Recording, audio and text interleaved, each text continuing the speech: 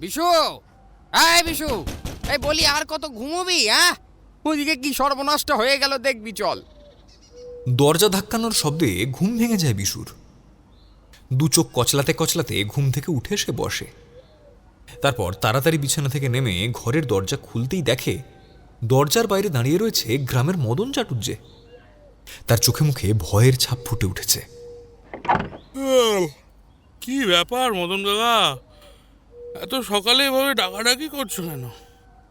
মদন চাটুজ্জে কাঁপা কাঁপা গলায় বলেন, বিশু রে, এ সর্বনাশ হয়েছে। সর্বনাশ? কিসের সর্বনাশ?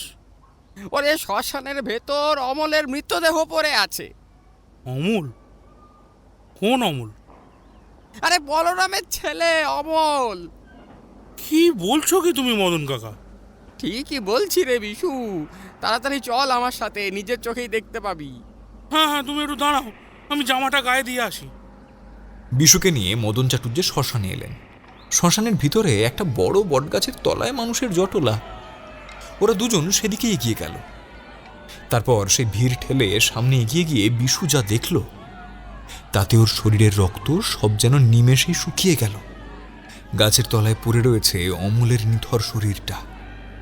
তবে দেখে মনে হচ্ছে ওর শরীরের কোথাও এক বিন্দু রক্ত নেই।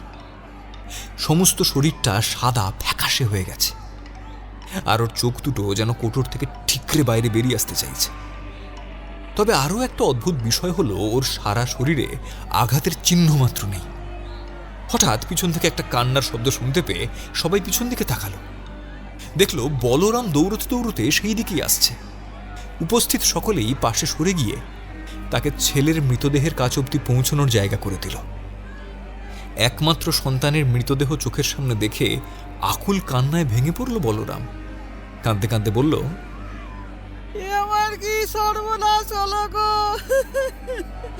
আমার জল জ্যান্ত ছেলেটা এইভাবে আমাকে ছেড়ে চলে যাবে, এই তো আমি দুঃস্বপ্ন কোনোদিন ভাবতে পারিনি।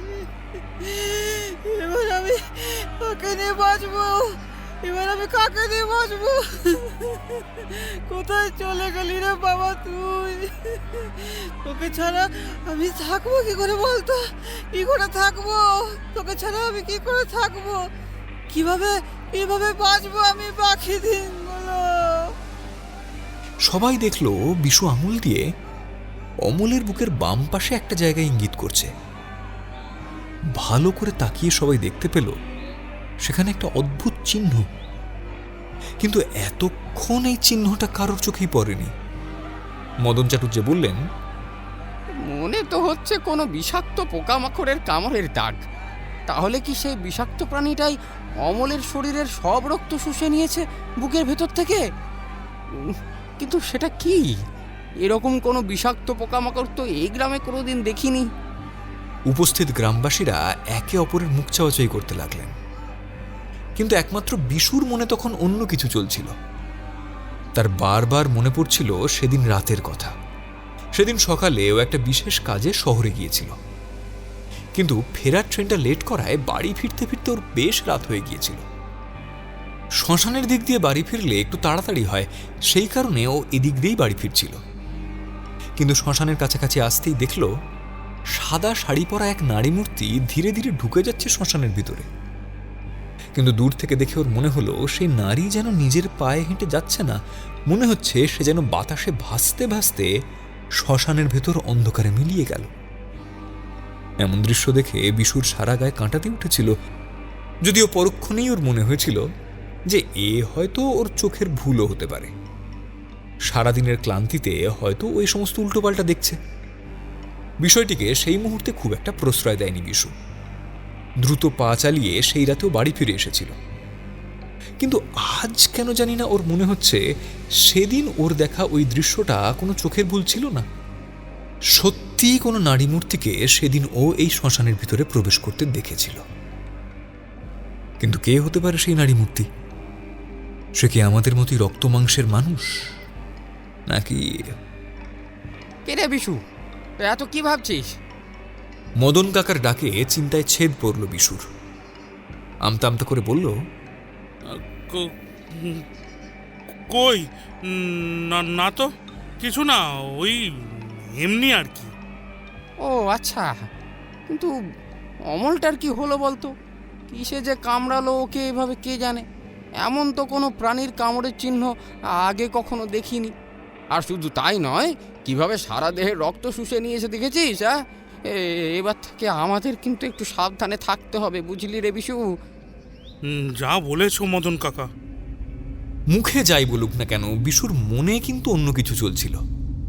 তবে সেসব কথা ও কাউকে মুখ ফুটে বলল না, শুধু মদনবাবুকে বলল, মদন কাকা, আমি এখন আসি গো, বাড়িতে মা অসুস্থ, মেলা কাজ পড়ে আছে। এই বলে হন্তদন্ত হয়ে বিশু নিজের বাড়িতে ফিরে এলো। তবে সেদিন কোনো কাজেই ও আর মন বসাতে পারল না। বারবার ওর চোখের সামনে ভেসে উঠছিল সেদিন রাতের সেই দৃশ্যটা।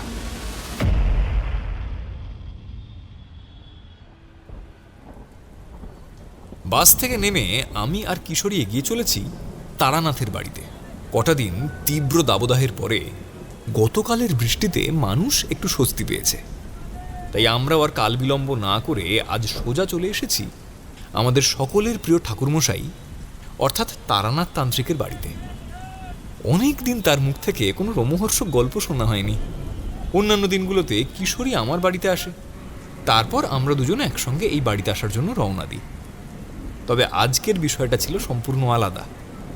আজ দুপুরে খাওয়া দাওয়া সেরে আমি পৌঁছে গিয়েছিলাম কিশোরীদের বাড়িতে। তারপর ওকে নিয়ে মটলেনে আসার জন্য বাসে উঠেছিলাম। তখন আকাশে একটু মেঘ থাকলেও সেইভাবে বৃষ্টির কোনো সম্ভাবনা ছিল না। কিন্তু বাস ছাড়ার কিছুক্ষণের মধ্যেই সমস্ত আকাশটা যেন ঘন কালো মেঘের চাদরে ঢেকে গেল। আর তার কয়েক মুহূর্ত পরেই শুরু হলো ঝমঝমিয়ে বৃষ্টি। ছাতা আমরা দুজনেই সঙ্গে এনেছিলাম, তাই খুব একটা ভয়ের কারণ ছিল না। আর সত্যি বললে, ঠাকুরমশাইয়ের মুখে গল্প শুনবার জন্য আমরা ছাতা ছাড়াই বৃষ্টিতে ভিজতে ভিজতে তার বাড়িতে পৌঁছতে এক মুহূর্তের জন্য দ্বিধাবোধ করব না। আমাদের কপাল সেদিন মন্দ ছিল না। যখন বাস থেকে নামলাম তখন বৃষ্টি অনেকটাই কমে গিয়েছে, শুধু মাঝে মাঝে ঠান্ডা ঝোড়ো বাতাস বইছে, আর সেটা আমাদের বেশ ভালোই লাগছে। কিশোরী বলল, আরে বিভূতি, দাঁড়াও দাঁড়াও বলেই রাস্তার মাঝখানে দাঁড়িয়ে পড়ল। আমি অবাক হয়ে বললাম, কি ব্যাপার কিশোরী, হঠাৎ দাঁড়িয়ে পড়লে কেন? আরে বাবা, সব কি ভুলে গেলে নাকি? ভুলে গেলাম মানে? সত্যি বিভূতি, তোমাকে নিয়ে আর পারা গেল না। বলি, পাসিং শোয়ের ব্যাপারটা কি হবে? আমি জিভ কেটে বললাম, এ বাবা, একদম ভুলে গেছি। চলো ওই মোড়ের মাথার দোকানটা থেকে নিয়ে নেবক্ষণ। আচ্ছা বেশ। মোড়ের মাথার দোকান থেকে তারানাথের পছন্দের পাসিং শো কিনে আমরা আবার এগোতে লাগলাম। ওই দেখো বিভূতি, ওইখানে কি সুন্দর গরম গরম তেলে ভাজা পাচ্ছে। তুমি এখানে অপেক্ষা করো, আমি দৌড়ে গিয়ে নিয়ে আসছি। এই বলে কিশোরী সেই দোকানের দিকে চলে গেল। মিনিট খানেকের মধ্যেই আলুর চপ সিঙাড়া নিয়ে ফিরে এলো। বলল, আজ সন্ধ্যায় গল্পের আসরে চায়ের সাথে পুরো জমে যাবে। কি বলো বিভূতি? আমি হেসে বললাম, তা যা বলেছ কিশোরী। চলো এখন তাড়াতাড়ি পা চালাই, আবার কখন বৃষ্টি নেমে যাবে কে জানে। হ্যাঁ, চলো চলো। আরও মিনিট খানেক পথ হেঁটে আমরা এসে পৌঁছালাম তারানাথ তান্ত্রিকের বাড়িতে। দরজা ভেতর থেকে বন্ধ ছিল। আমরা গিয়ে কড়া নাড়তেই চারি এসে দরজা খুলে দিল। আমাদের দেখেই হাসি মুখে বলল, আরে কাকা বাবুরা যে, অনেকদিন পরে এলেন আপনারা। ভালো আছেন তো? হ্যাঁ রে চারিমা, আমরা ভালো আছি। তা তুই কেমন আছিস? আমিও ভালো আছি কাকা বাবু। আসুন আসুন, ভিতরে আসুন, বাবা ঘরেই আছেন। তেলে ভাজার প্যাকেটটা চারির হাতে দিয়ে আমি আর কিশোরী তারানাথের ঘরের ভিতরে প্রবেশ করলাম। দেখলাম তিনি একটা পুরনো পুঁথিতে মনোনিবেশ করেছেন। আমরা যে ঘরে প্রবেশ করেছি সেই দিকে তার কোনো খেয়াল নেই। আমি কিছু একটা বলতে যাব, তার আগেই তারানাথ পুঁথির দিক থেকে চোখ না সরিয়ে বলে উঠলেন, এসো এসো বিভূতি আর কিশোরী, তোমরা তো দুজনেই এখন ডুমুরের ফুল হয়ে গেছো। হ্যাঁ, শেষ কবে এই বাড়িতে তোমাদের পায়ের ধুলো পড়েছিল সেটা মনে আছে কি? আসলে ঠাকুরমশাই, অফিসে এত কাজের চাপ, বুঝতেই তো পারছেন, তার উপরে এই জ্বালাপোড়া গরম, সব মিলিয়েই আর এদিকে আসা হয়ে ওঠেনি ঠাকুরমশাই। তারানাথ মাথা নেড়ে বললেন, বুঝেছি, এখন বসো। আমরা ঘরের কোণ থেকে একটা কাঠের চেয়ার টেনে নিয়ে দুজনে পাশাপাশি বসলাম। কিশোরী জিজ্ঞাসা করল, অত মন দিয়ে কি পড়ছেন ঠাকুরমশাই? এতক্ষণে তারানাথ মুখ তুলে আমাদের দিকে তাকালেন, বললেন, বুঝলে হে কিশোরী, প্রাচীন তন্ত্র সাধনায় যে কত প্রকারের জিনিস আছে তা হয়তো এক জন্মে একজন তান্ত্রিকের পক্ষে শেখা সম্ভব হয় না। তারানাথের কথা শেষ হতেই চায়ের কাপ আর তেলে ভাজা নিয়ে ঘরে ঢুকলো চারি। সেগুলো আমাদের সবাইকে পরিবেশন করলো। আপনারা একটু বসুন কাকাবাবু, আমি আপনাদের জন্য মুড়ি মেখে আনছি। আমার বানানো আচারে তেল দিয়ে মুড়ি, খেয়ে বলবেন কিন্তু কেমন হয়েছে। নিশ্চয়ই বলবো রে চারিমা। আর তাছাড়া তুই যখন বানিয়েছিস সেটা ভালো না হয়ে যায় কোথায় বলতো? যা যা নিয়ে আয়, নিয়ে আয়। এক্ষুনি আনছি কাকাবাবু। এই বলেই চারি আবার রান্নাঘরে চলে গেল।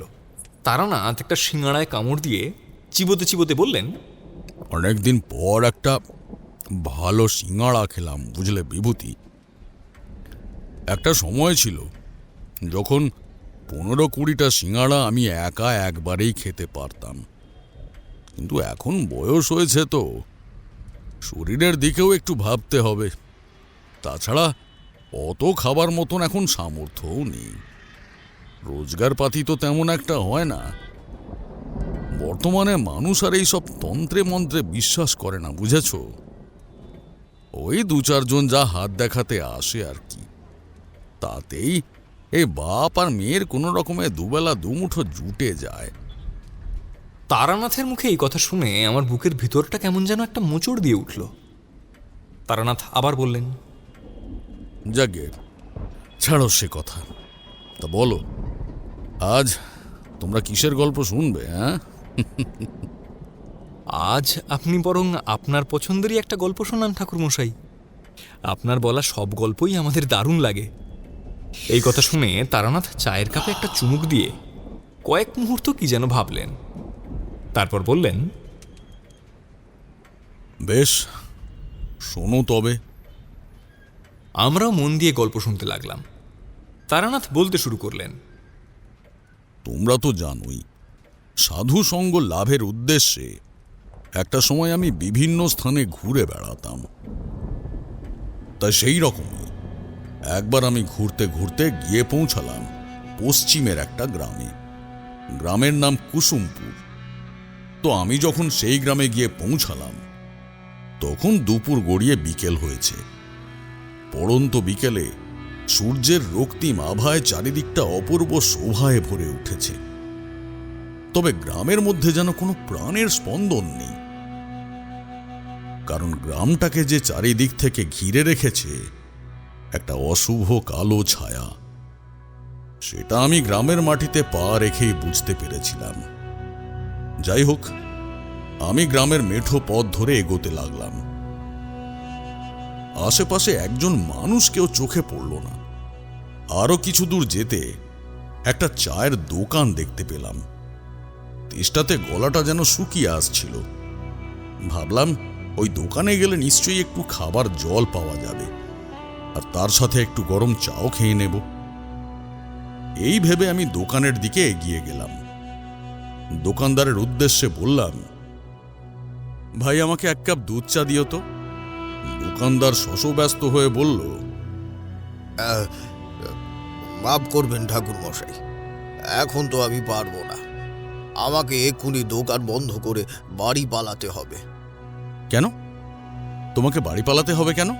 কিছু হয়েছে নাকি? দোকানদার ভীত কণ্ঠে বলল, এখনো কিছু হয়নি ঠাকুর মশাই, তবে হতে কতক্ষণ? আজ যে অমাবস্যা। অমাবস্যা? তো অমাবস্যা তো কি? আরে ঠাকুর মশাই, আজই তো তার জেগে ওঠার দিন।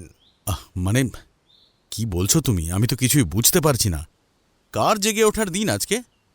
সেই অশরীরীর ঠাকুর মশাই। অশরীরী? এসব কি বলছো তুমি? আমি ঠিকই বলেছি ঠাকুর মশাই। আপনি তো মনে হয় এই প্রথম এই গ্রামে এলেন, তাই সবটা জানেন না। আমাদের গ্রামের অবস্থা একেবারেই ভালো নয় ঠাকুর মশাই। দেখো, তুমি ইচ্ছে করলে আমাকে সব কথা বলতে পারো, যদি আমি কিছু একটা করতে পারি তোমাদের এই বিপদের হাত থেকে বাঁচানোর জন্য। আমার কথা শুনে লোকটার মুখের ভাবখানা কেমন যেন বদলে গেল। বলল, ঠাকুরমশাই, এখানে তো বলা সম্ভব নয়। সব কথা এখন বলতে গেলে অন্ধকার নেমে যাবে। তার আগেই আমাকে বাড়ি পৌঁছতে হবে ঠাকুরমশাই। যদি কিছু মনে না করেন তাহলে চলুন না আমার বাড়িতে, সেখানে গিয়েই আমি আপনাকে সব কথা বলবো।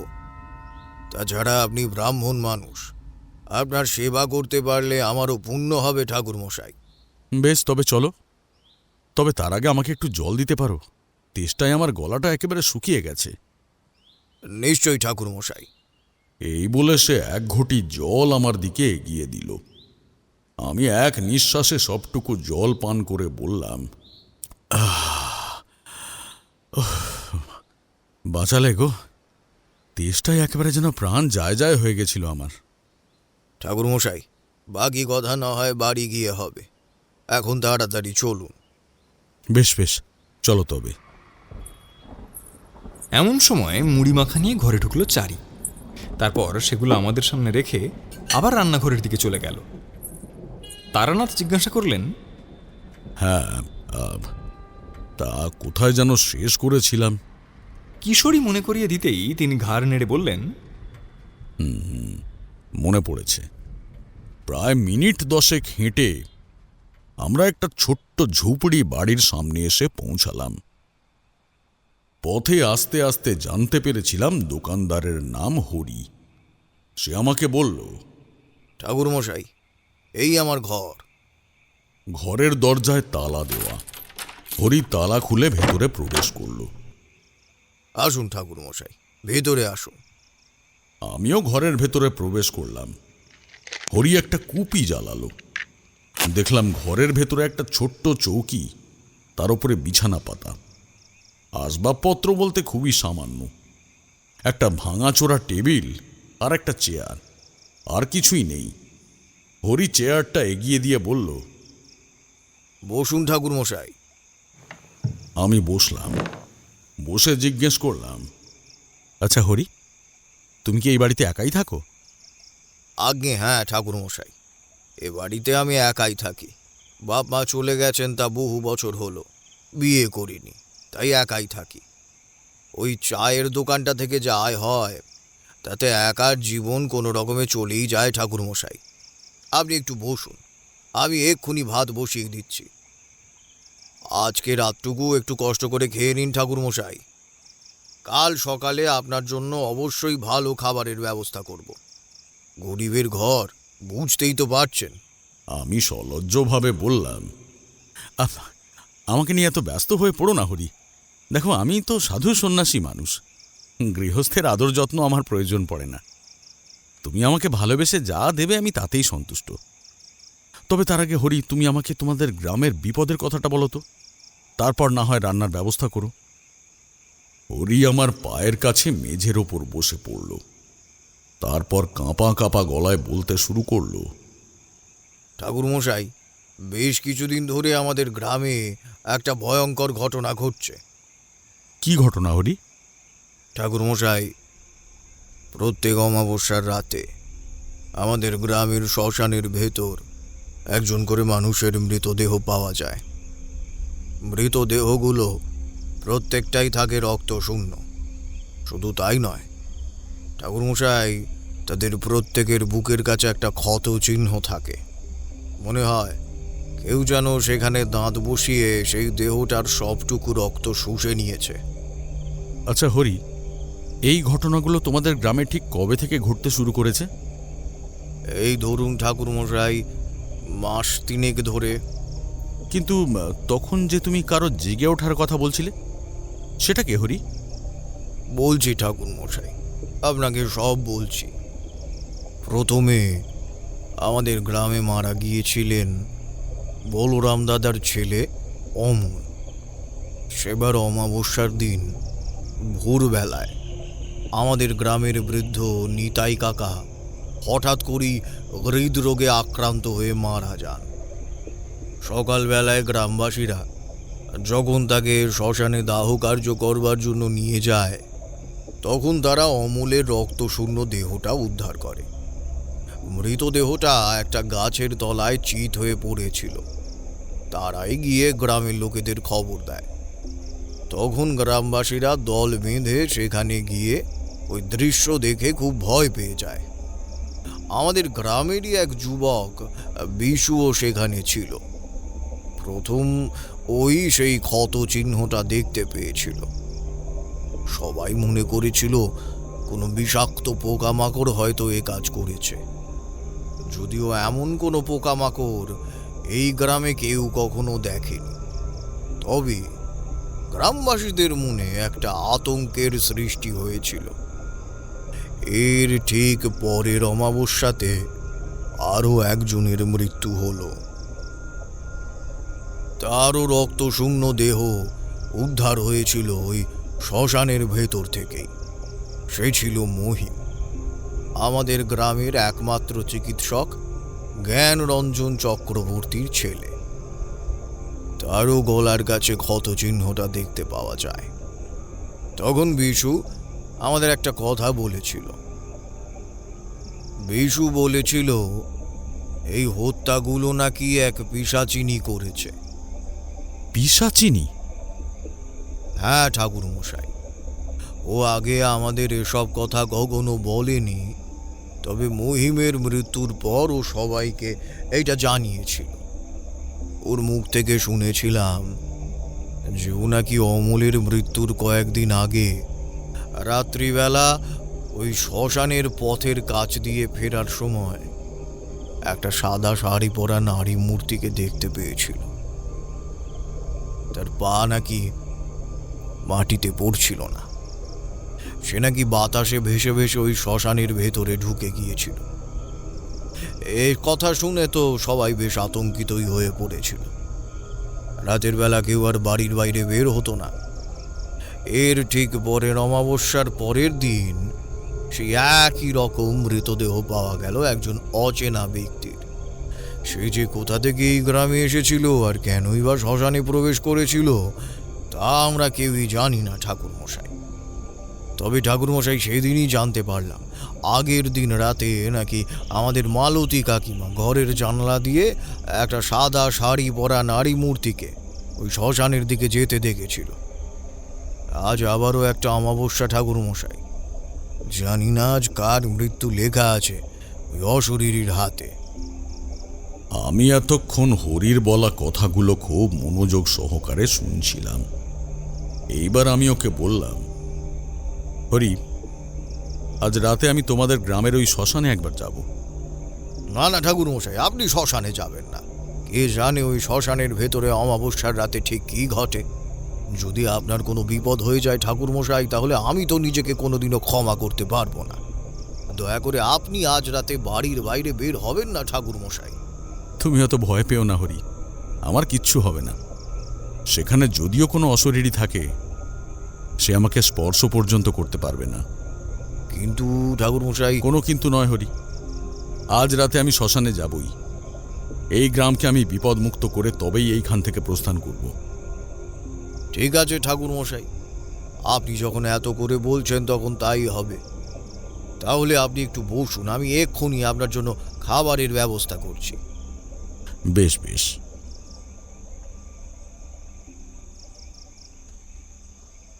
অন্ধকার রাত, অমাবস্যা, একটা একচালা ছোট্ট কুঁড়ে ঘর, সামনেই একটা হ্যারিকেন তার টিমটিমে আলোর শিখাটুকু সঙ্গে নিয়ে জ্বলছে।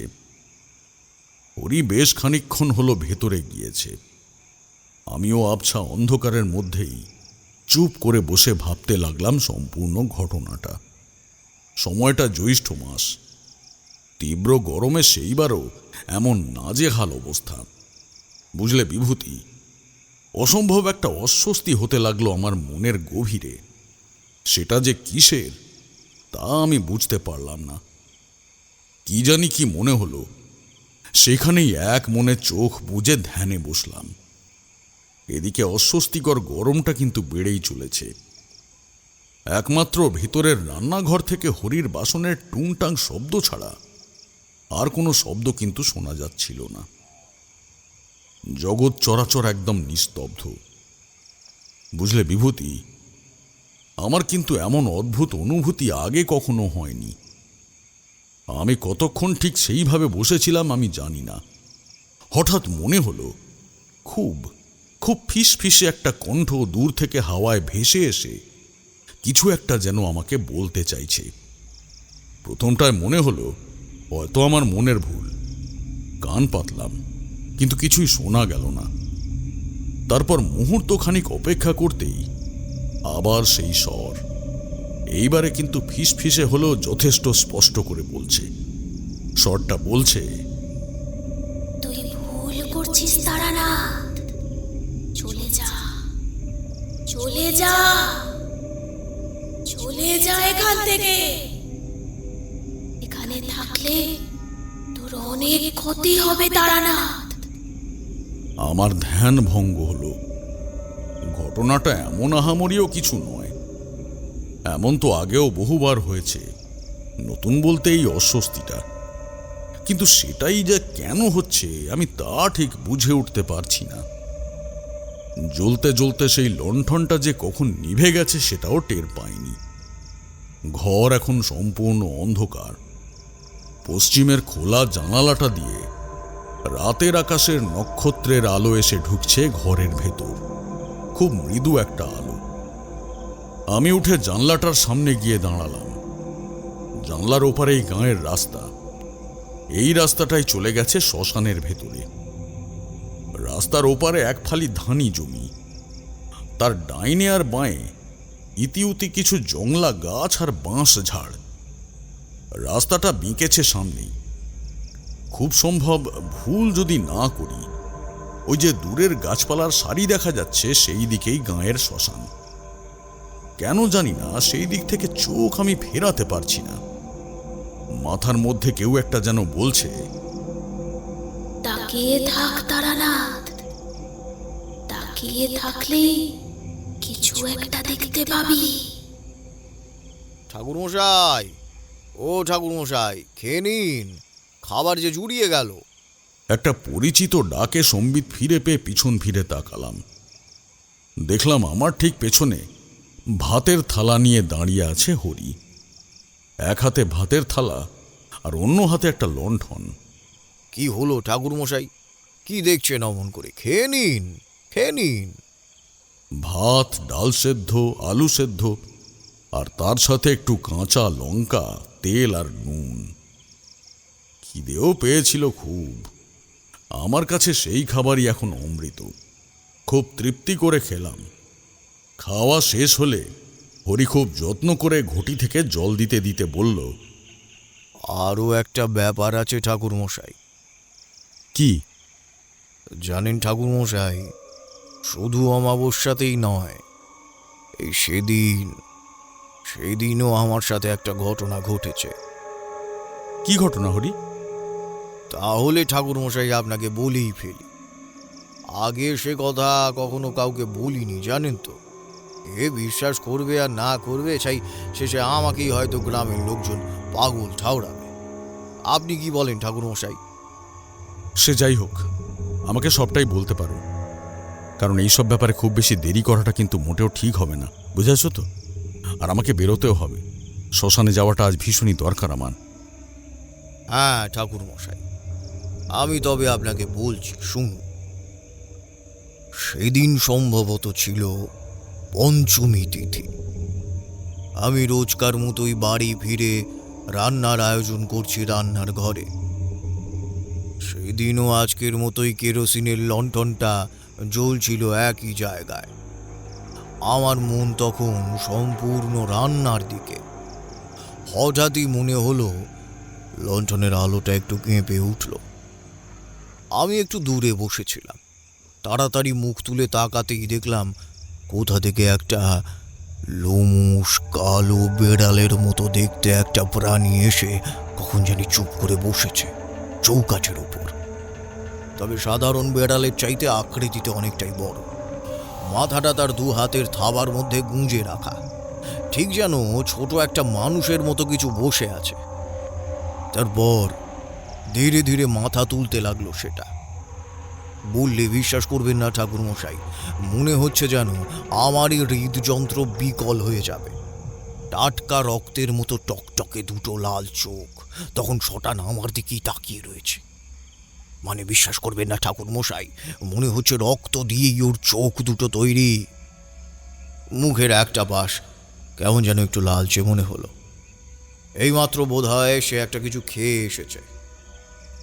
মুখ থেকে যে তরলটা এক নাগাড়ে পড়ে চলেছে তার কিছুই নয়, টকটকে লাল রক্ত। হ্যাঁ, বেড়ালটার চোখের মধ্যে কিছু একটা ছিল জানেন তো ঠাকুরমশাই। আমি কোনো মতেই তার চোখ থেকে নিজের চোখটা সরাতে পারছিলাম না। তারপর আমাকে অবাক করে দিয়ে হঠাৎই ওই পাশের ঘরে যে লণ্ঠনটা জ্বলছিল সেইটা নিভে গেল। আমি তো মনে মনে প্রমাদ গুনলাম। এইবার একটা অজানা ভয় মনের মধ্যে চেপে বসতে লাগলো ধীরে ধীরে। ওটা যে আসলে ঠিক কি প্রাণী তা ঠিক বুঝতে পারছিলাম না। এই জায়গাটা আবার গ্রামের একদম শেষ প্রান্তে, এক পাশে জঙ্গল, বাড়ির পিছনেও লতাগুল্মের ঝোপ, একটা ডোবা। এইখানে আমার শেষ শক্তিটুকু দিয়ে চেঁচালেও কেউ শুনতে পাবে না। অন্ধকার, ঘন রাত, কেউ কোথাও নেই। সেই মুহূর্তে আমার নিজেকে যেন এই জগৎ সংসারে একদমই একা একজন বলে মনে হচ্ছিল। এতক্ষণ যাওয়া লণ্ঠনের আলোটা জ্বলছিল, এখন আর সে ভরসাটুকুও নেই। এইবার সেই বেড়াল আমার দিকে চোখ রেখেই উঠে দাঁড়ালো। ঘাড়টা একটু পিছনে ঘুরিয়ে আমাকে দেখতে দেখতেই ওই যে ঘরের লণ্ঠনটা জ্বলছিল সেই ঘরের দিকে চলে গেল। উনুনটা তখনও জ্বলছে, তাই একেবারেই অন্ধকার না হলেও তার আলো অতটা দূরত্বে পৌঁছতে পারছে না। সেই আলো আঁধারির মধ্যেও আমি সাহস সঞ্চয় করে পাশের ঘরে গেলাম। একদিকে সুবিধা, ও ঘরে চৌকি থাকলেও তার তলাটা পুরোটাই দেখা যায়, সুতরাং তার তলাতেও লুকোনোর কোনো সম্ভাবনা এমনিতেই নেই।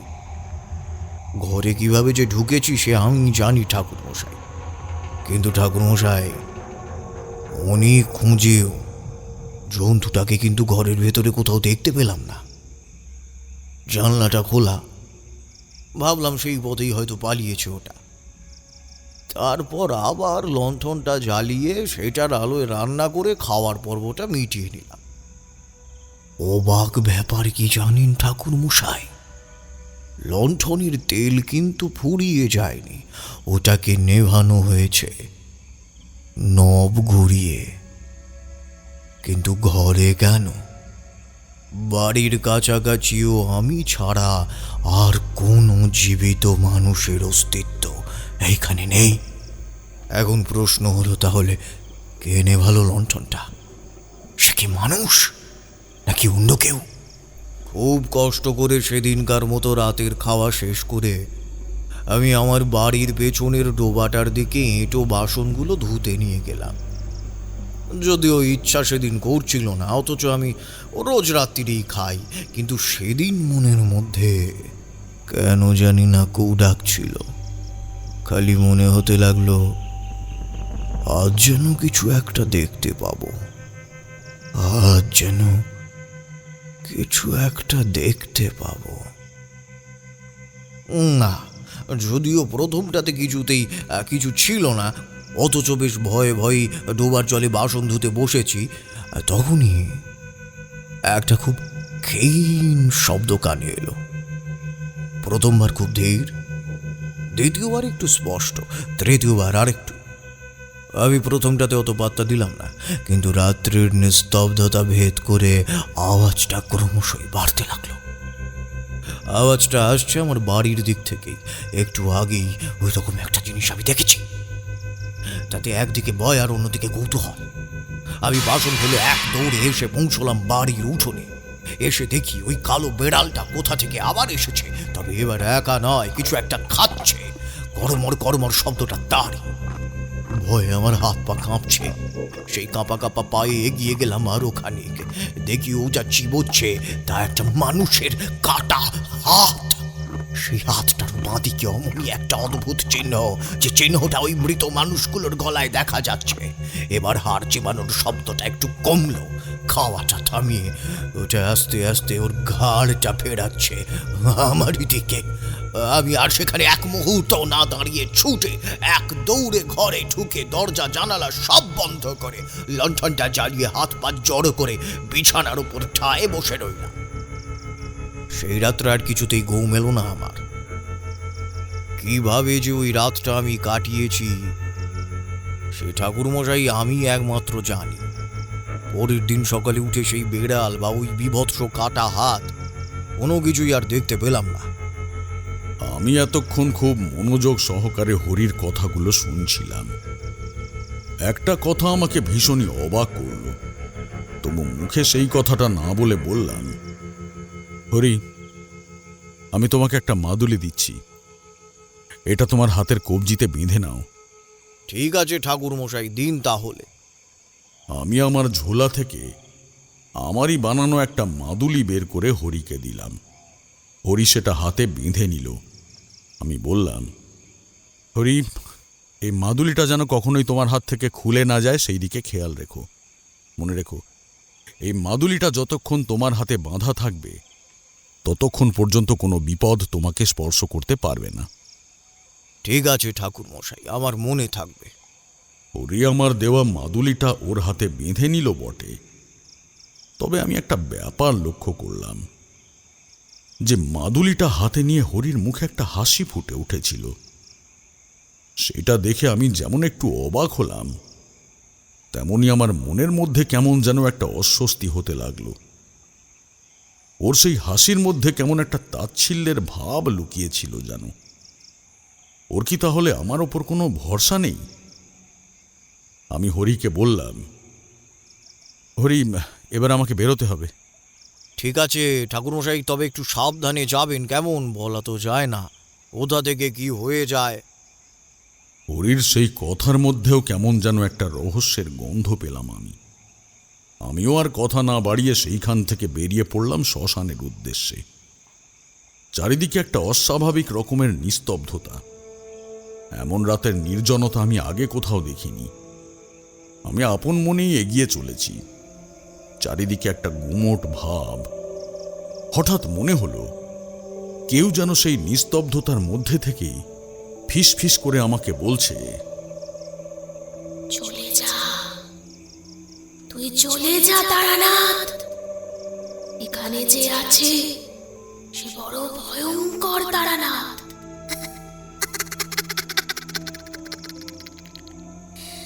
তুই কিচ্ছু করতে পারবি না তারানাথ, কিচ্ছু করতে পারবি না।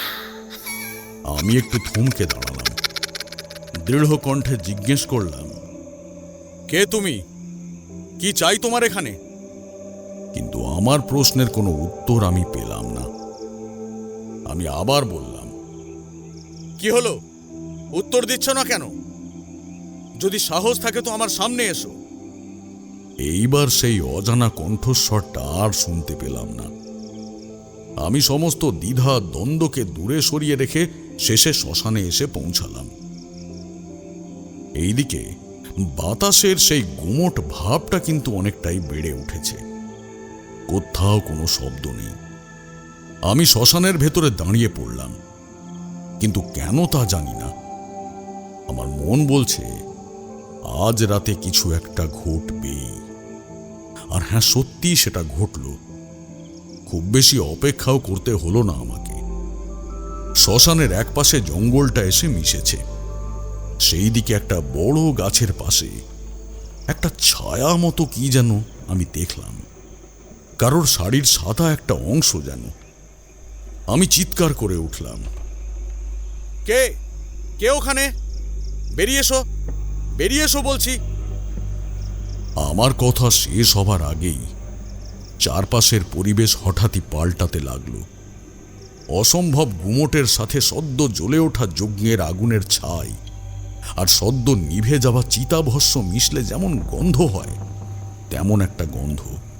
শ্মশানের একধারে ততক্ষণে একটা যজ্ঞ কুণ্ড জেগে উঠেছে। তার সামনে কতগুলো মরার খুলি, আর তার একটার থেকে কি একটা তরল মতো পদার্থ ঢেলে দেওয়া হচ্ছে যজ্ঞের আগুনে। তবে যে এই কাজটি করছে তাকে কিন্তু দেখা যাচ্ছে না। হঠাৎ পিছন থেকে একটা পৈশাচিক হাসির শব্দ শুনে চমকে পিছন ফিরে দেখি আমার সামনে দাঁড়িয়ে রয়েছে একটা বীভৎস নারী মূর্তি। নারী মূর্তির সারা দেহ থেকে রক্ত মাংস খসে পড়ছে, আর তার সাথে ডান হাতে ধরা রয়েছে একটা অদ্ভুত ধরনের অস্ত্র। মুহূর্তেই বিদ্যুতের চমকের মতো একটা কথা আমার মনে পড়ে গেল। ওরি বলেছিল বটে, প্রত্যেকটা মৃতদেহেরই বুকের কাছে একটা বিশেষ ক্ষত চিহ্ন থাকে। তাহলে কি এই অস্ত্রেরই আঘাতের চিহ্ন ওটা? হঠাৎ সেই বীভৎস নারী মূর্তি বলে উঠল, একে একে অনেকে মরেছে তারানাথ। এখানে যখন এসেই পড়েছিস, এবার তোর পালা। আজ তোর রক্ত পান করে আমি আমার তৃষ্ণা মেটাবো। শ্মশানের সেই নিস্তব্ধতাকে মুহূর্তের মধ্যে ভেঙে ফেলল তার সেই অট্টহাসি। ওদিকে সেই যজ্ঞকুণ্ডের সামনে বসা অদৃশ্য তান্ত্রিক যজ্ঞের আগুনে তখন অনেক কিছুই আহুতি দিচ্ছেন, আর দুর্বোধ্য জটিল কোনো প্রাচীন ভাষায় মন্ত্র পড়ে চলেছেন। আমি যদিও নিজের গাত্রবন্ধন করেই বেরিয়েছিলাম, কিন্তু ক্রমশ আমার চারপাশে যেভাবে অদৃশ্য মায়ার জাল বিস্তার হয়ে চলেছে, তাতে আমার মনে হচ্ছে প্রতিপক্ষ আমার থেকেও বেশি শক্তিশালী। বিস্ফারিত চোখে দেখলাম এবারে প্রেত শরীরটা এক বৃদ্ধার বেশ ধরে আমার দিকে এগিয়ে ধীরে ধীরে এগিয়ে আসতে লাগলো। আমি অনুভব করলাম আমার পায়ের তলার মাটিটা একটু একটু করে নরম হতে শুরু করেছে। আমার মনে হচ্ছে আমি যেন একটু একটু করে মাটির গভীরে তলিয়ে যাচ্ছি। আমি সেইখান থেকে দৌড়ে পালিয়ে যাওয়ার চেষ্টা করলাম বটে, কিন্তু পারলাম না। মনে হলো আমার শরীরের সমস্ত শক্তি যেন কেউ হরণ করে নিয়েছে। আমার সামনে দাঁড়িয়ে থাকা সেই বীভৎস নারী মূর্তি হঠাৎ বলে উঠল, মেরে ফেল, মেরে ফেল ওকে, মেরে ফেল। এইবারে আমি মনে মনে মধুসুন্দরী দেবীর মন্ত্র জপ করতে শুরু করলাম। সেই বীভৎস পিশাচিনী তখনও সেইখানে দাঁড়িয়ে অট্টহাস্য করে চলেছে, আর আমার দিকে এগিয়ে আসছে। কাছেই মড়মড় শব্দে একটা গাছের ডাল ভেঙে পড়ল। ততক্ষণে সেই পিশাচিনী আমার আরো কাছে এসে পড়েছে। তার ঘন ঘন শ্বাস পড়ছে আমার কাঁধের কাছটাতে। আমার মাথাতে আর তখন কিছুই আসছে না। কেবল জ্ঞান হারানোর আগের মুহূর্তে শুনতে পেলাম কেউ যেন সস্নেহে বলছে, ভয় নেই তারানাথ, আমি তো আছি। আমার ঠোঁট দুটো অল্প কেঁপে উঠল। অস্ফুটে একটাই শব্দ বার হয়ে এলো, মধুসুন্দরী দেবী। তারপরে আর কিচ্ছু মনে নেই আমার। চোখ যখন খুললাম, দেখলাম আমি মাটির ওপরেই শুয়ে আছি। জায়গাটা কোথায় ঠিক বুঝতে পারছিলাম না। সারা শরীরে অসহ্য যন্ত্রণা, মাথা তুলবার শক্তিটুকুও তখন নেই। ধীরে ধীরে চোখ খুলে বুঝলাম জায়গাটা আর কোথাও নয়, সেই অভিশপ্ত শ্মশান ভূমি। সামনেই একটু দূরে বিশাল বড় একটা বট গাছের তলা থেকে একটা বজ্র গম্ভীর কণ্ঠের মন্ত্রোচ্চারণের শব্দ ভেসে আসছে। আমার তখনও মাথার ভেতরটা ঝিমঝিম করছিল। আমি শোয়া অবস্থাতেই দেখলাম কোথা থেকে একটা কালো বিড়াল এসে আমার থেকে একটু দূরে গিয়ে বসল। মাটির একটা জায়গায় সে বারবার নিজের মুখটাকে ঘষে চলেছে। আমি প্রথমে বেশ অবাক হলাম, তারপর দেখি সেইখানে কি একটা যেন নড়ছে। ঘন অন্ধকারের মধ্যে তারার আলোয় যেটুকু দেখা গেল সেটা একটা কম্পমান শাড়ির আঁচল। শাড়ির রংটা সাদা, আর সেই বট গাছের নিচে একটা ত্রিশূল মাটির ওপরে গাঁথা। এইবার সেই শাড়িটার দিকে তাকাতেই বুঝলাম সেইখানে জেগে রয়েছে একটা ধোঁয়াটে শরীর। তার মুখের দিকটা ঘোমটা থাকায় সেইখানে মনে হচ্ছে একটা অন্ধকার গর্ত। এইবার বেড়ালটা একদিকে সরে শটান আমার দিকেই তাকিয়ে থাকলো। দেখলাম সত্যি চোখের জায়গাতে টকটকে টাটকা দুটো রক্তের বলয়। সেই নারী মূর্তি অনেকটাই এগিয়ে এসেছে আমার দিকে। আমার শরীরে তখন এতটুকুও বল নেই। আমি চমকে দেখলাম নারী মূর্তি হঠাৎই একটু থমকে গেল, সে যেন কাউকে দেখেছে। আমি তার দৃষ্টি অনুসরণ করে যা দেখলাম তাতে আমি আমার নিজের চোখকে বিশ্বাস করতে পারছিলাম না। আমার সামনে দাঁড়িয়ে রয়েছেন স্বয়ং মধুসুন্দরী দেবী।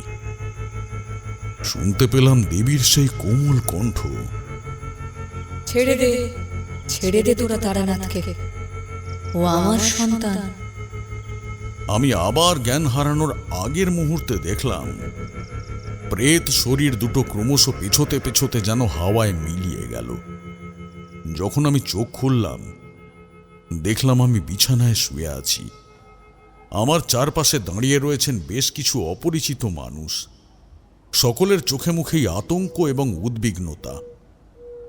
আমাকে চোখ মেলে তাকাতে দেখেই তাদের মধ্যে থেকে একজন বৃদ্ধ ব্যক্তি বলে উঠলেন, ঠাকুর মশাই, এখন কেমন বোধ করছেন? অনেকটাই ভালো, কিন্তু কিন্তু আমি এখন কোথায়? আপনি আমার বাড়িতে ঠাকুর মশাই। আমি ভোলানাথ চক্রবর্তী, এই গ্রামের মোড়ল। আপনি এখন আমার বাড়িতেই আছেন। আমি উঠে বসতে গেলাম, কিন্তু ভদ্রলোক আমাকে উঠতে দিলেন না। বললেন আরো কিছুক্ষণ বিশ্রাম করতে। আমি জিজ্ঞেস করলাম, আপনারা আমাকে পেলেন কোথায়? ঠাকুর মশাই, গতকাল তো অমাবস্যা ছিল, সেই অভিশপ্ত রাত। প্রত্যেক অমাবস্যার রাতে আমাদের এখানে একজন করে মানুষ মারা যায়। পরের দিন সকালে আমরা ওই শ্মশানের ভেতর থেকে তাদের মৃতদেহ উদ্ধার করি।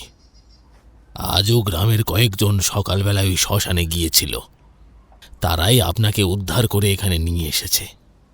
তবে আপনার ভাগ্য ভালো ছিল যে আপনি বেঁচে ফিরে এসেছেন, না হলে ওই পিশাচিনী যে আপনার কি অবস্থা করত তা আপনি কল্পনাও করতে পারছেন না ঠাকুর মশাই।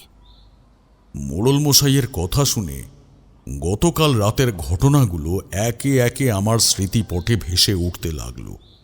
আমি বললাম, আচ্ছা মোড়ল মশাই, আপনাদের গ্রামে আসলে কি ঘটছে সেটা আমাকে একটু বিস্তারিতভাবে বলতে পারবেন? কেন পারবো না ঠাকুর মশাই, এক্ষুনি বলছি, শুনুন তবে। মোড়ল মশাই বলতে শুরু করলেন, ঠাকুর মশাই, আমাদের এই গ্রাম প্রায় জনশূন্য হয়ে গেল ঠাকুর মশাই। যাদের যাওয়ার অন্য জায়গা আছে তারা সবাই যে যার মতো তল্পাতল্পি কুটিয়ে পালিয়েছে। পড়ে আছে এই ঘরমাত্র লোক। আমিও কোথাও পালাতে পারিনি ঠাকুর মশাই। কে জানে, আমরাও হয়তো একদিন ওই পিশাচিনীর হাতে পড়ে এই পৃথিবীর মায়া ত্যাগ করব। এতদূর বলে চোখের জল মুছতে মুছতে দূরে আকাশের দিকে চেয়ে রইলেন মোড়ল মশাই। আমি বললাম, দেখুন ভোলানাথ বাবু, আমি তারানাথ তান্ত্রিক।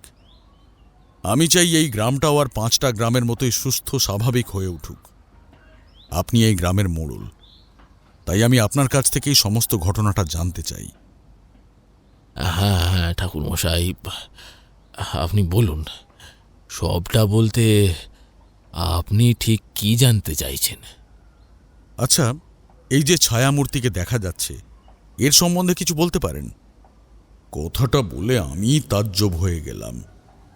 মরা মাছের মতো নিজের স্থির দুটো চোখ মেলে আমার দিকে তাকিয়ে রইলেন মোড়ল মশাই। আচ্ছা মোড়ল মশাই, এই গাঁয়ে কোনো অপমৃত্যু বা এমন কোনো ঘটনা ঘটেছে কি? আমার এই প্রশ্ন শুনে মোড়ল মশাই একবার নিজের ভুরু দুটো সংকোচন করলেন, তারপর আমার দিকে তাকিয়ে বলতে শুরু করলেন, দেখুন ঠাকুরমশাই, তেমন কোনো ঘটনা তো এখন মনে পড়ছে না। তবে তবে কি মোড়ল মশাই? একটা ঘটনা ঠাকুরমশাই, যদিও অনেক দিন আগের কথা। ঘটনাটা আমার ঠাকুরদার মুখে শোনা। তখন সবে শীত যাব করছে। আমাদের গাঁয়ের শ্মশানে এক তান্ত্রিক এসে তার ঘাঁটি গড়লেন। শ্মশানের পাশেই একটা কুটির বানিয়ে সেখানেই থাকতে শুরু করলেন। শোনা গেল তিনি নাকি ত্রিকালদর্শী। সবাই তাকে খুব ভক্তি শ্রদ্ধা করতে লাগলো। ওই যা হয় আর কি। বাবাজির প্রসাদের কোনো অভাব হলো না। দুবেলা ভিড় উপচে পড়তে লাগলো তার কাছে। প্রত্যেক দিন এই গ্রামে কারোর না কারোর বাড়ি থেকে তার জন্য খাবার আসতো। একদিন সেই তান্ত্রিকের কাছে একটা লোক এলো। লোকটা সঙ্গে করে তার স্ত্রীকে নিয়ে এসেছিল। দিয়ে কেঁদে কেঁদে বলতে লাগলো তাদের নাকি সন্তান হচ্ছে না। এইবারে আমি মোড়ল মশাইকে থামিয়ে দিয়ে তাকে প্রশ্ন করলাম, আচ্ছা ভোলানাথ বাবু, সেই তান্ত্রিক কি ভক্তদের মনস্কামনা পূর্ণ করে দিতেন? হ্যাঁ ঠাকুরমশাই, আর শুধু তাই নয়, লোকের হাত দেখে ভবিষ্যৎ বলে দেওয়া থেকে শুরু করে আরো অনেক কিছুই তিনি পারতেন। বেশ, তারপরের ঘটনাটা বলুন। হ্যাঁ, তো সেই ভদ্রলোক আর তার স্ত্রী যখন সেই তান্ত্রিকের কাছে এসেছিলেন, তখন তান্ত্রিক ধ্যানে বসেছিলেন। তিনি চোখ বন্ধ রেখেই বললেন, হবে, তোদের মনোবাঞ্ছা পূর্ণ হবে, কিন্তু তার জন্য একটা কাজ করতে হবে। এই কথা শুনে সেই ভদ্রলোক জিজ্ঞেস করল, তা কি কাজ করতে হবে বাবা? আপনি যা বলবেন আমি তাই করব। তোকে নয় রে বেটা, করতে হবে তোর স্ত্রীকে। ভদ্রলোকের স্ত্রী বললেন, বলুন বাবা, আমাকে কি করতে হবে? আমি সব করতে পারবো। আমি এই জীবনে আর কিচ্ছু চাই না, শুধু মা ডাকটা একবার শুনতে চাই বাবা। তোকে মা একটা সাধনা করতে হবে আমার সঙ্গে, তবে সে পথ কিন্তু বড় কঠিন রে মা। তুই কি পারবি? পারবো বাবা, আমি সন্তান সুখ লাভের জন্য সব কিছু করতে পারি বাবা, সব কিছু। বেশ, তবে আগামীকাল ঠিক সন্ধ্যে 7টায় স্নান সেরে শুদ্ধ বসনে তুই এখানে চলে আসবি। ঠিক আছে বাবা। এখন তোরা বাড়ি ফিরে যা। এরপর ভদ্রলোক তাকে নিয়ে নিজেদের বাড়ি ফিরে যান। কিন্তু এরপর থেকে প্রায় প্রতিদিনই গভীর রাতে শ্মশান থেকে নানান রকম অদ্ভুত আওয়াজ আর সেই তান্ত্রিকের মন্ত্রোচ্চারণের শব্দ ভেসে আসতে লাগলো। গ্রামবাসীরা দেখল একজন মহিলা গভীর রাত্রে সাধিকার বেশে একলা একলা শ্মশানের মধ্যে ঢোকে, কিন্তু আর বের হয়ে আসে না। তারপর একদিন তার কোলে এলো এক ফুটফুটে পুত্র সন্তান। এরপর থেকে কিন্তু ওই সাধিকাকে আর কোনোদিনও এই গ্রামে দেখা যায়নি। আর ওই তান্ত্রিকের কি হলো মোড়ল মশাই? এই ঘটনার প্রায় মাসখানেক পর ওই তান্ত্রিক গ্রাম ছেড়ে চলে গিয়েছিলেন। কেন ঠাকুরমশাই, আপনি কি কিছু সন্দেহ করছেন? দেখুন মোড়ল মশাই, আমি এই বিষয়ে এক্ষুনি কোনো সিদ্ধান্তে উপনীত হতে পারছি না। আমাকে একটু সময় দিন। আমাকে বিষয়টা আরো ভালোভাবে তলিয়ে দেখতে হবে। আচ্ছা ঠিক আছে ঠাকুরমশাই। বেশ, এবার আমাকে এখন ফিরতে হবে। আর আপনারা বেশি দুশ্চিন্তা করবেন না। আমি যখন একবার আপনাদের গ্রামে এসে পড়েছি, তখন আপনাদের আমি এই বিপদের হাত থেকে রক্ষা করে তবেই বাড়ি ফিরব। আমার কথায় উপস্থিত সকলেই যেন একটু আশ্বস্ত হলেন। আমি মোড়ল মশাইয়ের বাড়ি থেকে বেরিয়ে পড়লাম। দিনের আলোতে শ্মশানটাকে একবার দেখা উচিত, এটা বিবেচনা করে গেলাম সেই শ্মশানে। কিন্তু এ কি, গত রাত্রের সেই শ্মশান আর এখন দিনের বেলাতে দেখা এই শ্মশানের মধ্যে কোথাও কোনো মিল নেই। কিছুক্ষণ শ্মশানের ভেতর ঘোরাঘুরি করে আবার হরির বাড়িতে ফিরে এলাম। তবে গতকাল রাত্রে কি কি ঘটেছে সেই সম্বন্ধে কোনো কিছুই হরিকে বললাম না। যদিও হরি অনেকবারই জিজ্ঞাসা করেছে, তবে আমি প্রত্যেকবারই সেই প্রসঙ্গ ঘুরিয়ে দিয়েছি। সেই দিন রাতে হরির বাড়িতে বসে আছি। হরি গিয়েছে সবে রান্নার জোগাড় করতে। হঠাৎ বাইরে থেকে একটা কান্নার শব্দ ভেসে আসতে লাগলো। কোথায় যেন একটা বাচ্চা কাঁদছে, অনেকটা অনেকটা মায়ের দুধ না পেলে বাচ্চারা যেভাবে কাঁদে ঠিক সেইভাবেই। হরি খানিকটা ভয় পেয়ে গেল। সে ভয়ে জড়ানো গলায় বলল, দেখেন দেখেন ঠাকুর মশাই, এ কান্না এর আগেও আমি শুনেছি। সেই যখন গ্রামের লোক মারা যায় তার আগে এই বাচ্চাটা এমন করেই কাঁদে। কান্নার শব্দটা কোথা থেকে আসছে বলুন তো ঠাকুর মশাই, কিছু বুঝতে পারলেন? উত্তরটা তো আমারও অজানা, তবে আমি কোনো উত্তর না দিয়ে চুপ করেই রইলাম। কান্নার শব্দটা কিছুক্ষণ বাদে থেমে গেল। খাবারের থালা হাতে ঘরে এসে ঢুকলো হরি। ওর দিকে তাকাতেই আমি চমকে উঠলাম। এ কি দেখলাম, ওর গাল দুটো একেবারে চুপসে গেছে। সেই দুটো এখন যেন চোয়ালের বাধা এড়িয়ে একটা আরেকটার সাথে ঠেকে যেতে পারলে বাঁচে। চেহারায় দারিদ্র্যের ছাপ স্পষ্ট, কিন্তু এই ছাপ তো গতকাল দেখিনি। একদিন এই মানুষের শরীর এতটা ভেঙে যেতে পারে, এ যেন আমার কল্পনার অতীত। আমার কেমন যেন অবাক লাগলো বিষয়টা। আর একটা গন্ধ, সেই হয় না অনেকদিন কোথাও কোনো বাসি কুকুর বা বিড়াল মরে পচে থাকলে যেমনটা হয়, ঠিক তেমন। খুব জোরালো নয়, কিন্তু গন্ধটা আছে। আমার সামনে ভাতের থালা রেখে সে চৌকাঠের সামনে দাঁড়িয়ে আমার দিকে পিছন ফিরে বলল, ঠাকুর মশাই, আমি এই পাশেই আছি, কিছু লাগলে বলবেন, লজ্জা করবেন না, কেমন? এই বলে হরি ঘর থেকে বেরিয়ে গেল। আমিও খাওয়া দাওয়া সেরে নিলাম। অন্যান্য দিন আমার খাওয়া শেষ হবার আগেই হরি এসে আমার পাশে বসে থাকে। তারপর খাওয়া শেষ হলে এঁটো বাসনগুলো নিয়ে চলে যায় ধুতে। কিন্তু আজ আমার খাওয়া শেষ হবার পরেও সে এলো না। আমি ভাবলাম আশেপাশেই কোথাও গেছে, ঠিক চলে আসবে। আমি হাত মুখ ধুয়ে নিলাম। খানিক বাদেই আবার শ্মশানে যেতে হবে। কিন্তু বেশ কিছুটা সময় কেটে যাবার পরেও হরির দেখা পেলাম না। লোকটা গেল কোথায়? আমাকে তো বলে গেল ওই পাশেই আছে, কিন্তু ঘরের বাইরে বেশ কয়েকবার হরি হরি বলে ডাকার পরেও যখন সাড়া মিলল না, তখন আমার কেমন যেন খটকা লাগলো। ভাবলাম ওর কোনো বিপদ হলো না তো। হাতে এখনো বেশ কিছুটা সময় আছে, আরো খানিক পরেই যাব না হয় শ্মশানের দিকে। আমি লণ্ঠনটা নিয়ে হরিকে খুঁজতে বেরোলাম। কয়েক পা মাত্র এগিয়েছি, হঠাৎ দেখলাম একটা বাচ্চা কাঁদতে কাঁদতে পাগলের মতো দৌড়ে ওই শ্মশানের দিকটায় পালানোর চেষ্টা করছে। বয়স কত হবে, ওই বছর 7-8-এর মতো। একটা বাচ্চা মেয়ে, আর তার ঠিক পেছনে পেছনে একটা নারী মূর্তি তাকে তাড়া করে হাওয়ায় ভাসতে ভাসতে চলেছে সেই শ্মশানের দিকে। এই দৃশ্যটা দেখে আমি আর এক মুহূর্তের জন্যও স্থির থাকতে পারলাম না। হরির কথা তখন আমার আর মনে নেই। আমি সেই নারী মূর্তিকে অনুসরণ করলাম। আমি দৌড়চ্ছি, কিন্তু কিছুতেই সেই নারী মূর্তির কাছে পৌঁছাতে পারছি না।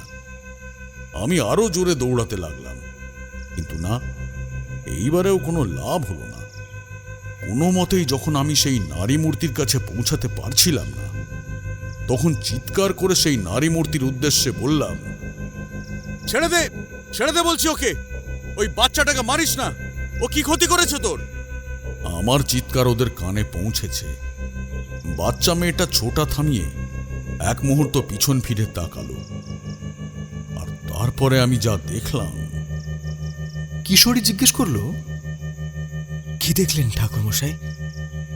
দেখলাম কোথায় সেই ললিত সুন্দর বাচ্চার মুখ। সেই মুখ ততক্ষণে বদলে গেছে একটা বীভৎস চেহারায়। তার মুখের এক পাশ থেকে খসে খসে পড়ছে পচা গলা দলা পাকানো মাংস, আর তার পচা দুর্গন্ধ মিশে আছে বাতাসে। একটু আগেই আমি পেয়েছি গন্ধটা হরির বাড়িতে। এইবারে বাতাসে ভাসমান নারী মূর্তিটাও আমার দিকে ফিরেছে। তার মাথায় ঘুমটা। এইবার সে একটা পৈশাচিক হাসি হেসে উঠল, তারপর আমাকে হাত নেড়ে ডাকতে লাগলো। আয় তারানাথ, চলে আয় আমার সাথে। ওই দেখ, সামনে শ্মশান। যাবি না ওইদিকে? চল যাই সেখানে। সেখানেই তো তোর মুক্তি তারানাথ, তোর মুক্তি। আমার শরীরের নিয়ন্ত্রণ তখন আমার হাতে নেই। আমি চাই না সেই প্রেত মূর্তির ডাকে সাড়া দিয়ে এগিয়ে যেতে, কিন্তু তবুও কোনো এক অদৃশ্য শক্তির টানে আমি যেন হাওয়ায় ভেসে ভেসে এগিয়ে চলেছি সেই নারী মূর্তির দিকে। মনে হচ্ছে আমার দেহটা যেন বাতাসের থেকেও হালকা হয়ে গেছে। আমার হাত থেকে লণ্ঠনটাও কখন যেন মাটিতে খসে পড়েছে। তারানাথ, তারানাথ, ওদিকে যাস না তারানাথ, শোন আমার কথা। ও তোর ক্ষতি করতে চায়। মাথার মধ্যে কেউ এক টানা বলে চলেছে কথাটা। গলাটা আমার চেনা, ভীষণ চেনা, তবু কিছুতেই যেন তাকে চিনতে পারছি না। আমি নারী মূর্তিকে অনুসরণ করে শ্মশানের মধ্যে এসে উপস্থিত হলাম। সেই গত রাত্রের ভয়ঙ্কর শ্মশান। চারপাশে ছেটানো হাড়গোড়, মরার মাথার খুলি, আর সামনে সেই বট গাছ। সেখানে তেমনই একটা যজ্ঞের কুণ্ড সাজানো। বটগাছের একটা ডাল অস্বাভাবিক রকম লম্বা হয়ে গাছটার থেকে অনেকটাই বেরিয়ে এসেছে। আমি চমকে সেই দিকে তাকিয়ে দেখলাম গাছের ডালের ওপর কি যেন একটা নড়ে উঠল। তারপর অন্ধকারে চোখ সইয়ে নিতে বুঝলাম একটা শরীর গাছের ডালটার উপর আড়াআড়িভাবে শুয়ে রয়েছে। একটা সাদা শাড়ি, সেটা হাওয়ায় অল্প অল্প নড়ছে। কোথা থেকে একটা কালো বিড়াল এসে ঠিক তার নিচে মাটিতে মুখ লাগিয়ে কি একটা শুঁকল।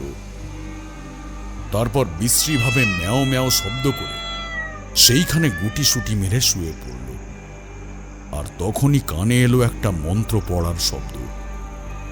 বুঝলাম সেই অদৃশ্য তান্ত্রিক এসে যজ্ঞকুণ্ডের সামনে উপস্থিত হয়েছেন। একটা মানুষের মাথার খুলি থেকে কি একটা ঢেলে চলেছেন সেই আগুনহীন যজ্ঞকুণ্ডের মাঝে। একটা বিশ্রী হাসির শব্দে আমার ঘোর লাগা ভাবটা যেন একটু কাটল। যেন মনে হলো কারা যেন অদৃশ্য পায়ে হেঁটে চলেছে সেইখান দিয়ে।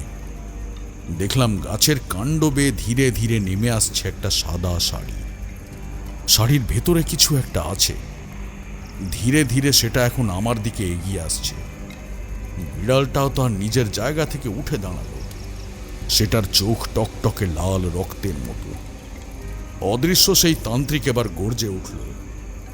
কি ভেবেছিস তারানাথ তুই এই অমরনাথ তান্ত্রিকের হাত থেকে নিজেকে বাঁচাতে পারবি? আজ তোর মুক্তি নেই, আমার হাতেই তোর বিনাশ হবে আজ। আমি সেই মুহূর্তে ঠিক কি করব কিছুই বুঝে উঠতে পারছিলাম না। মাথার মধ্যে একটা কথা বারবার কেউ বলে চলেছে, তারানাথ, তুই আমার সন্তান, ভয় নেই তারানাথ, তুই এগিয়ে যা। হঠাৎই কোথা থেকে যেন আমার দেহে শক্তির সঞ্চার ঘটল। আমি তখন দেহের সমস্ত শক্তি নিয়ে গর্জে উঠলাম, অমরনাথ, তুই যত বড় তান্ত্রিকই হোস না কেন, প্রকৃতির নিয়মগুলো খণ্ডাতে পারিস না। আমি আমার তন্ত্র বলে সবই জানতে পেরেছি। তুই ক্ষমতার অপব্যবহার করে একজন অবলা নারীকে সন্তান সুখ পাইয়ে দেওয়ার নাম করে যে অন্যায় করেছিস তার কোনো ক্ষমা নেই। ঈশ্বর সাক্ষী আছেন। বল বল, তুই একজন নারীর দেহে দিনের পর দিন এই শ্মশানে তাকে নিয়ে এসে তার শরীরে অত্যন্ত নিকৃষ্ট তন্ত্রের দ্বারা পিশাচিনী চালনা করিসনি? হ্যাঁ করেছি, কিন্তু তাতে কি হয়েছে? আমার সেই কাজের জন্যই তো তার কোল আলো করে এসেছিল ফুটফুটে একটা সন্তান। মা হওয়ার স্বাদ পূরণ হয়েছিল তার। আর তারপর সেই পিশাচিনীর সাহায্যে তুই তোর সাধিকার সাথে মিলিত হোস। হ্যাঁ হ্যাঁ, এটা ঠিক যে তোর জন্যই সে মাতৃত্বের স্বাদ পেয়েছিল, কিন্তু তোর জন্যই তার সেই সুখ বেশি দিন স্থায়ী নয়। কারণ সন্তান লাভের পর আর সেই সাধিকা বা তার স্বামী কেউই এই শ্মশানের দিকে কিংবা তোর আশ্রমে আর আসে না। সুতরাং শারীরিক মিলনের আর কোনো সুযোগ নেই দেখে তুই একদিন সেই নারীর পিছনে প্রেত চালনা করলি। তার ফলস্বরূপ সেই মহিলার সবসময় মনে হতে লাগলো তার আশেপাশে কেউ একটা রয়েছে। আর একদিন সন্দেহবশত তার স্বামী তাকে ঘর থেকে বের করে দিলেন। সেই সুযোগের জন্যই তুই অপেক্ষা করেছিলি। তারানাথ, তুই অনেক কিছুই জানিস দেখছি, কিন্তু সেদিন এছাড়া আমার কাছে আর অন্য কোনো উপায় ছিল না। সেই মহিলা একদিন কাঁদতে কাঁদতে আমার কাছে এলো। আমি তার স্বামীকে বশীকরণের জন্য আর সেই অদৃশ্য উপস্থিতিটিকে সরিয়ে দেবার জন্য প্রতিশ্রুতি দিয়ে আবার আমার সাধনায় বসলাম। সাধিকা রূপে সেই মেয়েটি এইবার একটু ভিন্ন পথে সেই একই পিশাচিনীকে চালনা করে আবার আমার কার্যসিদ্ধি করলাম, যাতে কেউ বুঝতে না পারে। কিন্তু অমরনাথ, তুই ভুলে গিয়েছিলি পিশাচিনী কখনো কোনো শরীর এমনি এমনি ছেড়ে যায় না, কিছু অর্ঘ্য দিতে হয় তাকেও। আর এবারে অর্ঘ্য হিসেবে পিশাচিনী তার রক্ত পান করল। পরের দিন সকালবেলা সেই বধূটিকে এইখানে মৃত অবস্থায় পড়ে থাকতে দেখে গ্রামের লোকেরা ভয় পেলেও বুঝতে পারল না যে আসল ঘটনাটা ঠিক কি। এতেও তুই ক্ষান্ত হলি না অমরনাথ। ওই মহিলার ছোট্ট সন্তানটাকেও তুই ওই পিশাচিনীকে দিয়ে হত্যা করালি। বেশ করেছি, যা করেছি বেশ করেছি। কিন্তু কেন, কেন অমরনাথ, কেন এসব করে তুই পেলিটা কি? শক্তি পেলাম রে, শক্তি। পিশাচিনী রক্ত চায়, রক্ত, টাটকা তাজা লাল রক্ত। সে মানুষের বুক থেকে রক্ত পান করত, আর সেই পিশাচিনীর মাধ্যমেই আমি শক্তি অর্জন করতাম রে তারানাথ। শক্তি। কথাটা শেষ হবার আগেই চোখের নিমেষেই আমার চারপাশে কতগুলো চিতা জ্বলে উঠল। সেই প্রেত শরীরের পাশে তখন আরো কতগুলো ছায়া শরীর। আমার বুঝতে অসুবিধে হলো না, এদেরই মধ্যে একজন সেই অমল।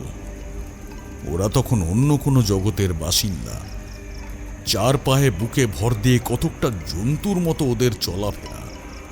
সারা শ্মশান তখন একটা কিসের আনন্দে যেন মেতে উঠেছে। মাটির ভেতর থেকে বের হয়ে আসছে অসংখ্য কালো কালো কাটা হাত। কোথাও জ্বলতে থাকা সব চিতা থেকে উঠে দু পায়ে ভর দিয়ে আমার দিকে এগিয়ে আসছে। আমি দু চোখ বন্ধ করে আমার সবটুকু শক্তি একত্রিত করে মা তারাকে ডাকতে লাগলাম। ওপাশে তখন প্রচণ্ড মন্ত্রের শব্দে মাটি কেঁপে কেঁপে উঠছে। হঠাৎ মনের অন্দরে শুনতে পেলাম মায়ের সেই স্নেহমাখা কণ্ঠস্বর। তারানাথ, ভয় নেই বাবা, যা দেখছিস তার কিছুই সত্য নয়, সবই মায়া। এই মায়া যদি তোকে জয় করতে হয়, তবে তোর হৃদয়ের পবিত্রতা আর শক্তি দিয়েই জয় করতে হবে। এর থেকে পালানোর কোনো পথ নেই। ওমা, ও কি? চমকে উঠলাম আমি। একটু দূরেই মাটিতে পড়ে রয়েছে গ্রামের আরো দুই যুবক বিনোদ আর নিধুর দেহ। তবে এই দেহগুলো কিন্তু আর অক্ষত নয়, এগুলো ছিঁড়ে ছিঁড়ে খাচ্ছে সেই কালো বিড়ালটা। আমি আবার দু চোখ বন্ধ করে এক মনে মাকে স্মরণ করতে লাগলাম। কিছু সময় পরেই শুনতে পেলাম আবার মায়ের কণ্ঠ। তারানাথ, চোখ খোল।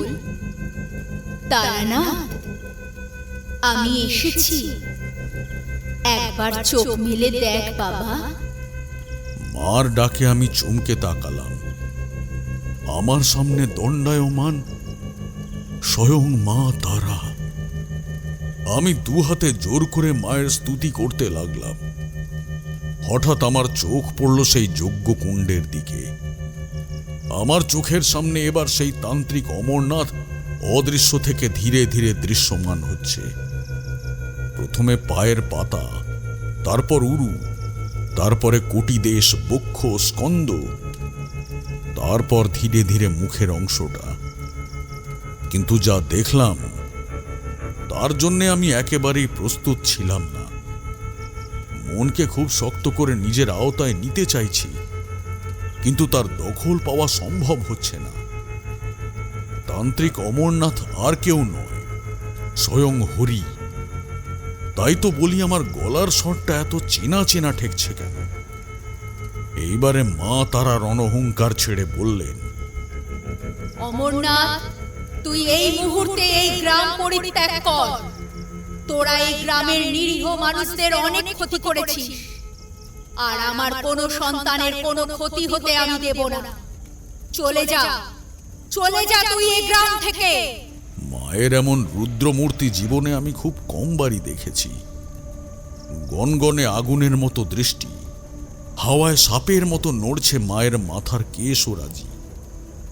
তান্ত্রিক অমরনাথ কয়েক পা পিছু হটল বটে, কিন্তু পরক্ষণেই মাকে উদ্দেশ্য করে প্রশ্ন ছুঁড়ে দিল, কিন্তু আমাকে যারা পিটিয়ে মেরেছে তাদের কি কোনো শাস্তি হবে না মা? যে পাপ তুই করেছিস তার যোগ্য শাস্তি তুই পেয়েছিস অমরনাথ।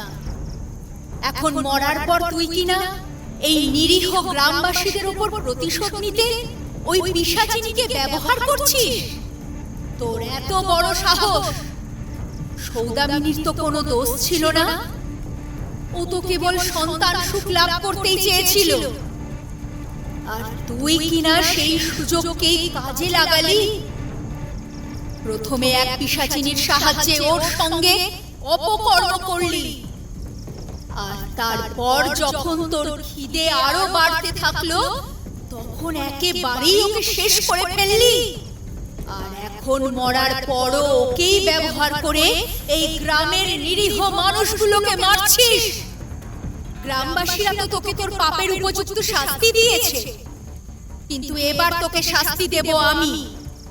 এই বলেই অমরনাথের ওপর ঝাঁপিয়ে পড়ে খাঁড়ার এক কোপে তার ধড় থেকে মাথাটা আলাদা করে দিলেন মা। কাটা মুন্ডুটা ছিটকে গিয়ে পড়ল বেশ খানিকটা দূরে। সেই প্রেত তান্ত্রিক অথবা হরির মুন্ডহীন শরীরটা তখন শ্মশানের মাটিতে পড়ে কাটা পাঁঠার মতো কাঁপছে। তার ভেতর থেকে বের হয়ে আসছে কিলবিল করে কতগুলো পোকা, নরকের কীট। ধীরে ধীরে তার শরীরটা একটা কালো ধোঁয়ার কুণ্ডলিতে পরিণত হয়ে ধীরে ধীরে বাতাসে মিশে যেতে লাগলো। পর মুহূর্তেই পিশাচিনী সহ সেই বিভৎস প্রেত শরীরগুলো কোথায় যেন অদৃশ্য হয়ে গেল।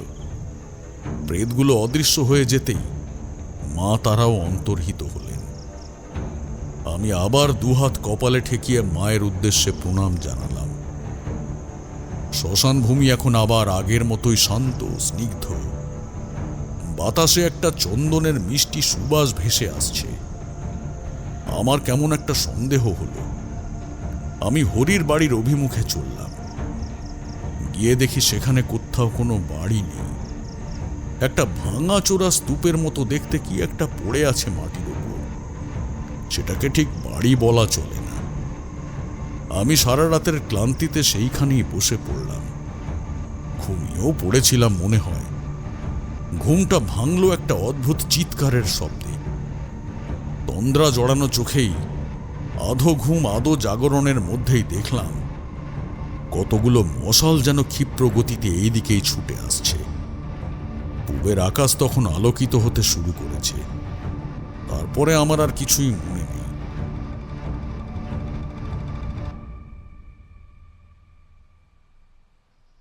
সুন্দর সুললিত সকাল। খোলা দরজাটা দিয়ে এক ফালি রোদ এসে পড়েছে ঘরের একদম মধ্যিখানে। আমার খাটের চারপাশে কতগুলো উদ্বিগ্ন মুখ আমার উপরে ঝুঁকে পড়েছে। তাদের মধ্যে মোড়ল মশাইয়ের মুখটাও ছিল। এইবারে মোড়ল মশাই একটা স্বস্তির নিঃশ্বাস ফেলে বললেন, যাক বাবা, আমরা তো বাঁচলাম। ভীষণ চিন্তায় পড়ে গেছিলাম ঠাকুর মশাই। আসলে আমারই ভুল। ছি ছি ছি ছি ছি, বিষয়টা আমার আগে কেন মাথায় এলো না?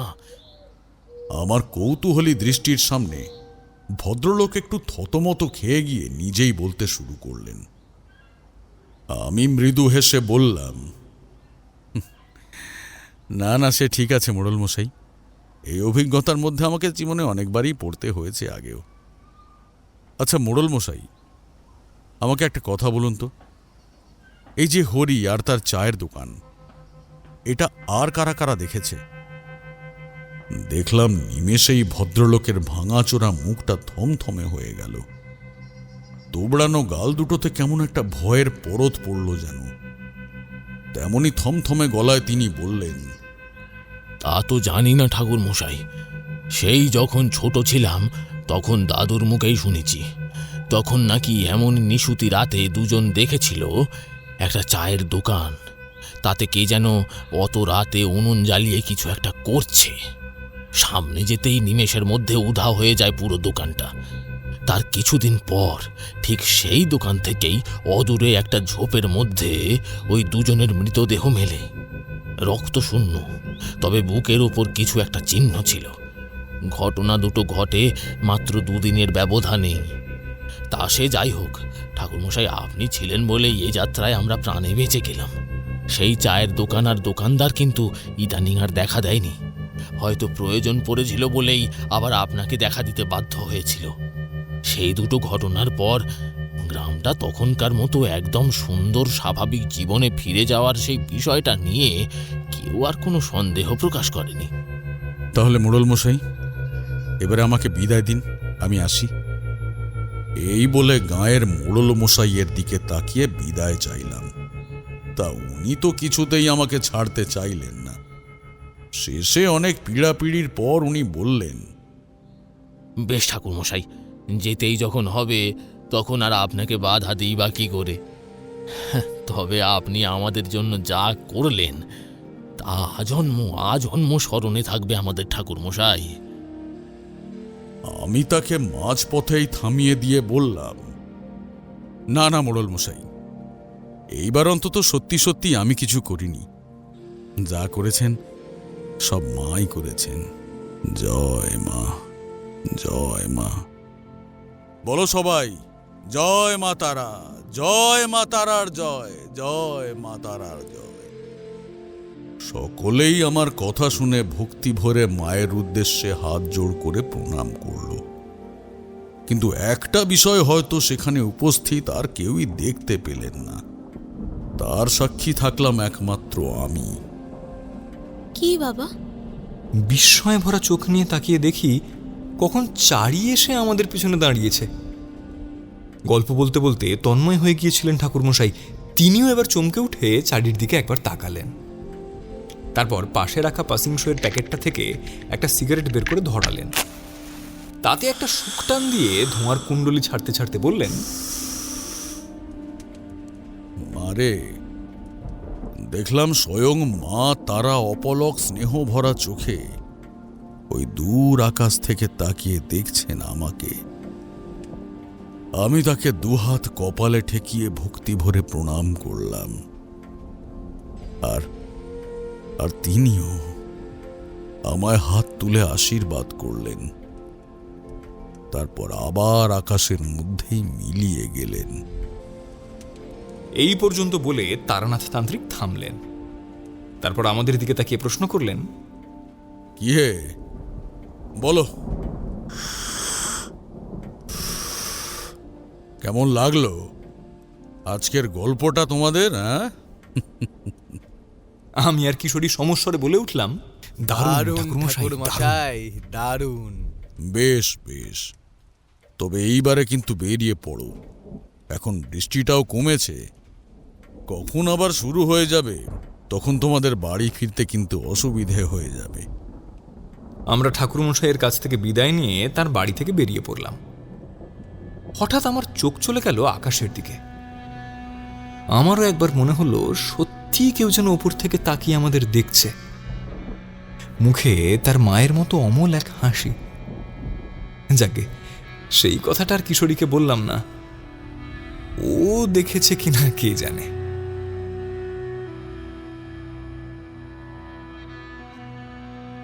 শুনছিলেন তারানাথ তান্ত্রিক ও কুসুমপুরের অভিশাপ।